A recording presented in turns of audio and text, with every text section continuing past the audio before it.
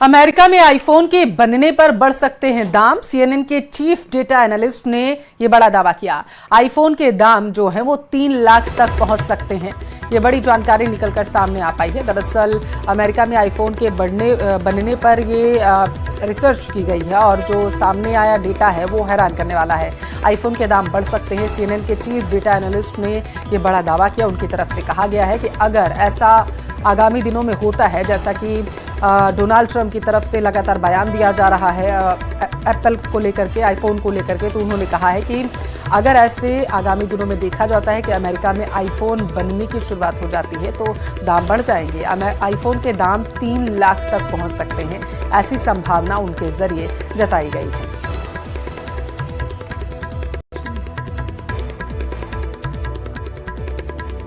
तो सीएनएन के chief data analyst ने ये बड़ा दावा किया है। उनकी तरफ से ये बड़ा बयान दिया गया। उन्होंने कहा है कि अगर संभावनाएं ऐसी बनती हैं, जैसा लगातार डोनाल्ड ट्रंप की तरफ से बयान दिया जा रहा है कि आईफोन को लेकर के बयान दिया गया है कि उसकी जो निर्माण प्रक्रिया है उसको भारत में किसी भी तरीके से आगे ना बढ़ाया जाए, और आईफोन को लेकर के जिस तरीके से डोनाल्ड ट्रंप लगातार मुखर होकर के बयान दे रहे हैं, तो आशंका दरअसल जताई गई है। लगातार इस पर रिसर्च की जा रही है और इस सब के बीच सीएनएन के चीफ डेटा एनालिस्ट ने जो दावा किया है वो भी चौंकाने वाला है।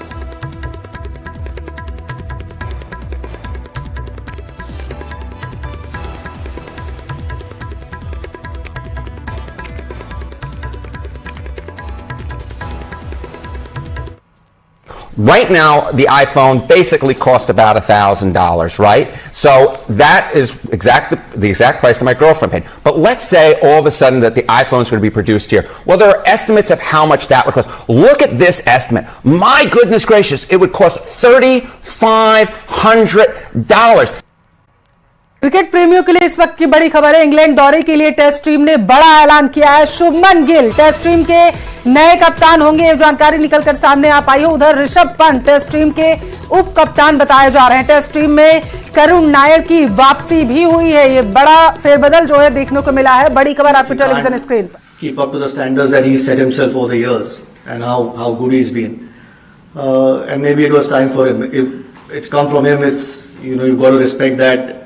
I mean, they've earned that respect, both of them, and and as all great players are, the one thing they are is they're true to themselves, and he was in that conversation. So you've got to respect that. I think we'll obviously miss. I mean, when you've got a guy who's played 123 Test matches, 30 Test hundreds, it's going to be tough to fill. It's an opportunity for someone else, but he's shown what needs to be done to succeed at this level.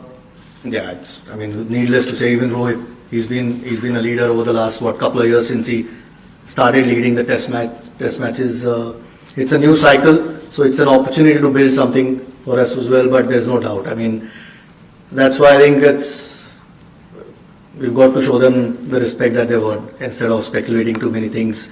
It's sometimes a personal call with players, and you've got to respect that. And like I said, their performances over the years have shown the amount of games that they've won for India. It's someone else's chance now, but there's no doubt we'll miss them. I mean, all three of them, and Shami really.